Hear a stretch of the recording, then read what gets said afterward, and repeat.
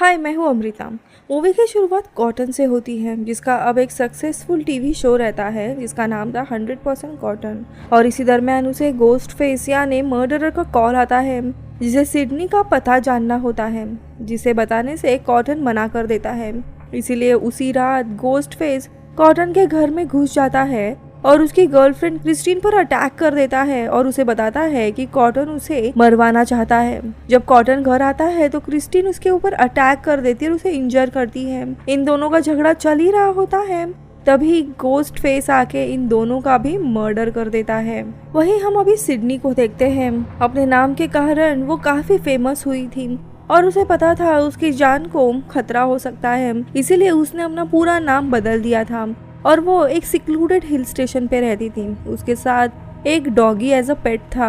और वो women's crisis helpline के साथ काम किया करती थी। उसने अपने घर के आसपास काफी सारे अलार्म भी लगा दिए थे। अब अगले दिन काम पे जाने से पहले उसे कॉटन के मर्डर के बारे में पता चलता है, तो वो काफी शॉक और घबरा जाती है, क्योंकि उसे पता चल जाता है कि कोई अब एक नया साइकोपाथ गोस्ट फेस का नाम लेकर मर्डर कर रहा है और कहीं ना कहीं ये सारी चीजें अब उससे भी जुड़ी हुई थी।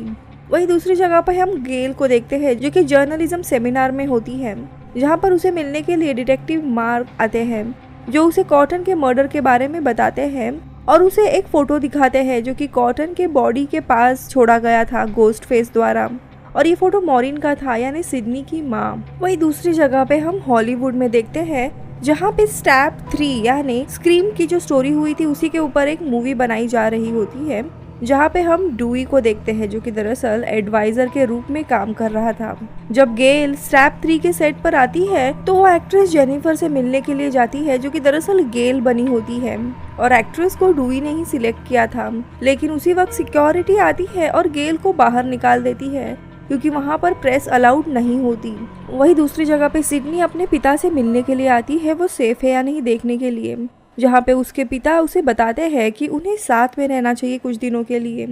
लेकिन सिडनी मना करती है, क्योंकि उसे पता था कि उसके कारण उसके पिता की जान को भी खतरा हो सकता है। अब रात के समय में जब वो सोई हुई रहती है, तब अचानक से उसे अपनी माँ मॉरिन और गोस्ट फेस का नाइटमेयर आता है, जिससे वो डरते हुए उठ जाती है। अब दूसरे दिन हम हॉलीवुड के उस मूवी के सेट पर सरा नाम के एक एक्ट्रेस को देखते हैं, जो कि अपने एजेंट के ऑफिस में जाती है, लेकिन वहाँ पे कोई ना होने के कारण वो उसका इंतजार करने लगती है और उसी दरम्यान वो स्टैप 3 की स्क्रिप्ट रीड कर रही होती है। जब उसे कॉल आता है तब उसे लगता है कि उसी के एजेंट रोमन का कॉल है। ये समझकर वो बात कर रही होती है, लेकिन सामने वाला और कोई नहीं बल्कि गोस्ट फेस होता है, जो कि पीछे से आके सारा को स्टैप कर उसे मार देता है। वही दूसरी जगह गेल और डूई बात कर रहे होते हैं, क्योंकि गेल ने वुड्सब्रो को छोड़ दिया था और डूई के साथ भी उसका ब्रेकअप हुआ था, क्योंकि उसे सक्सेसफुल बनना था। और वो बताता है कि 2 महीने पहले एक लड़की ने वुड्सब्रो पुलिस स्टेशन में कॉल किया था और उसने बताया था कि वो स्टैप 3 मूवी में काम करती है और उसे सिडनी की फाइल चाहिए थी, क्योंकि उसे रिसर्च करना था। लेकिन पुलिस वालों ने वो फाइल देने से मना कर दिया था। लेकिन 1 महीने पहले ही किसी ने पुलिस डिपार्टमेंट में चोरी कर वो फाइल चुराने की कोशिश की थी, लेकिन डूई ने फाइल पहले से ही छुपा के रख दी थी, जिससे चोर को कुछ भी नहीं मिलता। फिर डूई और गेल दोनों जेनिफर के घर पे आते हैं, जहां उन्हें सारा की डेथ के बारे में पता चलता है। यहाँ पे मूवी के स्क्रिप्ट के अनुसार उन्हें पता चलता है कि मूवी के अनुसार अब अगली डेथ गेल की है, यानी कि मूवी में जेनिफर मरने वाली है, जिस वजह से स्टैप 3 इस मूवी को कैंसिल कर दिया जाता है, क्योंकि जेनिफर की जान को खतरा होता है। तो वही दूसरी जगह पे सिडनी को कोई एक अनजान व्यक्ति उसके पर्सनल नंबर पर एक वॉइस मैसेज छोड़ता है और उसे टीवी पर सारा की डेथ की न्यूज देखने के लिए कहता है और उसे वार्न करके कॉल कट कर देता है, जिससे सिडनी बहुत ही परेशान होती है। तो वहाँ दूसरी जगह पे स्टैप 3 का जो कास्ट रहता है वो जेनिफर के घर जाने के लिए निकलते हैं, जिसमें टाइसन नाम का एक कास्ट नहीं होता। इन लोगों में डूई और गेल भी होते हैं, जहाँ पे गेल ने सिडनी की माँ मॉरिन के बारे में कुछ इन्वेस्टिगेशन की होती है कि मॉरिन सिडनी के पिता को डेट करने से पहले हॉलीवुड में ही छोटे मोटे हॉरर फिल्म में काम किया करती थी। इनकी ये बातचीत हो ही रही होती है, तभी गोस्ट फेस जेनिफर के घर के बाहर जेनिफर के बॉडीगार्ड को मार देता है और फिर जेनिफर के घर में गैस लीक की ब्लास्ट करवाता है, जिसमें स्टैप 3 मूवी का एक को स्टार टॉन प्रिंस मारा जाता है और फिर गोस्टफेस गेल पर अटैक करने ही वाला होता है, जहाँ पे डुई उसे शूट करके भगा देता है। यहाँ पे जेनिफर और एंजेलिना बच जाते हैं और उन्हें मॉरिन का एक फोटो मिलता है जिसमें लिखा होता है कि उसने मॉरिन को मारा है।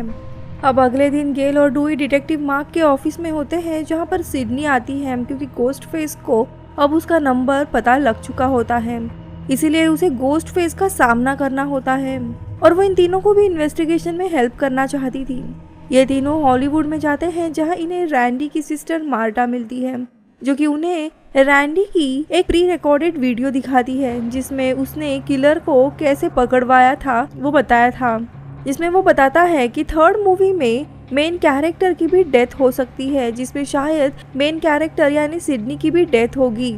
अब ये होने के बाद गेल यहाँ पे किसी से मिलने जाती है जो कि हॉलीवुड स्टार की मैनेजर होती है, जहाँ पे उसके साथ जेनिफर भी आई होती है क्योंकि जेनिफर अब गेल का कैरेक्टर प्ले करना चाहती थी। अब ये दोनों भी उस मैनेजर को ब्राइब करके मॉरिन के बारे में और इन्फॉर्मेशन कलेक्ट करने के लिए जाते हैं, जहाँ पे इन्हें पता चलता है कि मॉरिन हॉलीवुड में हॉरर मूवी में एक्ट किया करती थी जॉन मिल्टन नाम के डायरेक्टर के साथ। सिडनी अब यहाँ पे स्टैप 3 के सेट पर अपने रूम में जाती है, जहाँ पर अचानक से गोस्टफेस आकर उसके ऊपर हमला कर देता है और उसकी माँ की वॉइस मेल से उससे बात करता है। लेकिन तभी डुई वहाँ जाता है पुलिस के साथ और गोस्टफेस को ढूंढने लगता है, लेकिन वो तब तक भाग चुका था और सिडनी की सेफ्टी के लिए डिटेक्टिव मार्क उसे पुलिस स्टेशन में लेके जाता है और डुई, जेनिफर और गेल डायरेक्टर जॉन मिल्टन के ऑफिस में जाते हैं उससे मिलने और उसे धमकाने लगते ताकि वो मॉरिन के बारे में इंफॉर्मेशन दे। तभी उन्हें सिडनी का कॉल आता है जो वो बताती है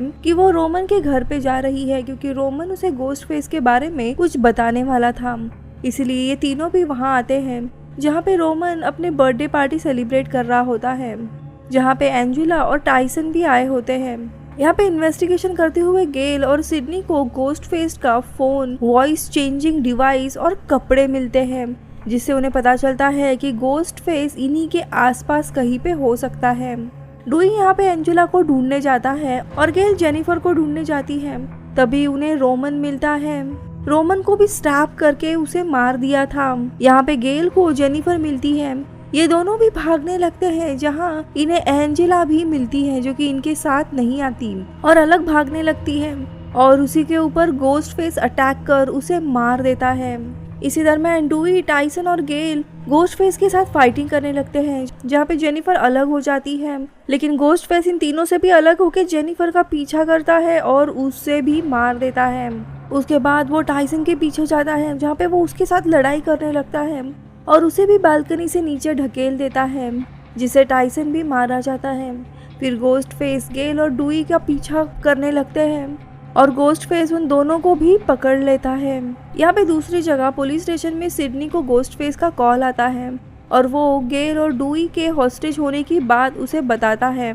और उसे अकेले ही रोमन के घर आने को कहता है और सिडनी ना चाहते हुए भी चली जाती है रोमन के घर पे, जहाँ पे उसे डुई और गेल दिखाई देते हैं, जिससे वो फ्री करने का ट्राई करती है, लेकिन तभी उसके ऊपर गोस्टफेस अटैक कर देता है। लेकिन सिडनी ने अपने पास एक गन छुपाई होती है, जिससे वो गोस्टफेस को शूट कर देती है, लेकिन वो भाग जाता है क्योंकि उसने बुलेट प्रूफ जैकेट पहना होता है। यहाँ पर डिटेक्टिव मार्क भी आ जाता है, जिस पर गोस्टफेस अटैक करता है और उसे बेहोश कर देता है और फिर सिडनी के पीछे चला जाता है, जहाँ पे सिडनी एक रूम में छुप जाती है, जहाँ पे उसकी माँ के ही कुछ वीडियो चल रहे होते हैं और तभी वहाँ पे गोस्टफेस आ जाता है, जो कि अपनी आइडेंटिटी रिवील करता है। तो वो और कोई नहीं बल्कि रोमन ही था, जिसने पहले तो मरने का नाटक किया था और रोमन और कोई नहीं मॉरिन का बेटा होता है, यानी सिडनी का हाफ ब्रदर, जिसे मॉरिन ने एक्सेप्ट करने से मना कर दिया था और इसलिए रोमन ने गोस्टफेस की प्लानिंग की होती है, जहाँ पे सबसे पहले यानी स्क्रीन इस पार्ट में बिली को उसी ने मॉरिन और बिली के पिता के अफेयर के बारे में बताया था, जिससे बिली भड़क जाता है और इसी कारण से बिली ने मॉरिन का मर्डर कर दिया था। यहाँ पे रोमन डायरेक्टर जॉन मिल्टन को भी लाता है, जिसे उसने पहले किडनैप कर लिया था और उसे भी उनके सामने मार देता है। रोमन आगे बताता है कि उसकी प्लानिंग के अनुसार ये सारा ब्लेम वो सिडनी के ऊपर डालने वाला था, जिससे वो जेल जाती। लेकिन अब रोमन सिडनी को भी मारना चाहता था क्योंकि रोमन को उसके माँ यानी मोरिन ने एक्सेप्ट नहीं किया था। वो उसे मारने ही वाला होता है कि तब भी वहाँ पे डिटेक्टिव मार्क आ जाता है, जिस पर रोमन अटैक कर उसे बेहोश कर देता है और फिर उसकी गन लेके सिडनी को शूट कर देता है। लेकिन उसने भी बुलेट प्रूफ वेस्ट पहनी होती है और वो रोमन को स्टैब कर देती है। तब भी वहाँ गेल और डूई भी आ जाते हैं। लेकिन गोस्ट फेस जैसे मरने से पहले एक सरप्राइज अटैक करता है, वैसे ही रोमन उठकर सिडनी पर अटैक करता है, लेकिन डूई उसके सर पे मार के उसे फाइनली खत्म कर देता है। और इसी तरह पार्ट 3 का गोस्ट फेस भी मारा जाता है। अब कुछ वक्त के बाद गेल, डूई और डिटेक्टिव मार्क सिडनी के घर आए होते हैं, जहाँ पे डूई गेल को शादी के लिए प्रपोज करता है और वो भी यस कहती है। और अब सिडनी अपने घर का डोर भी बंद नहीं करती थी क्योंकि उसे अब पता होता है कि गोस्ट फेस की कहानी खत्म हो चुकी है और उन पर कोई भी अटैक नहीं होगा और ये मूवी इधर ही खत्म होती है।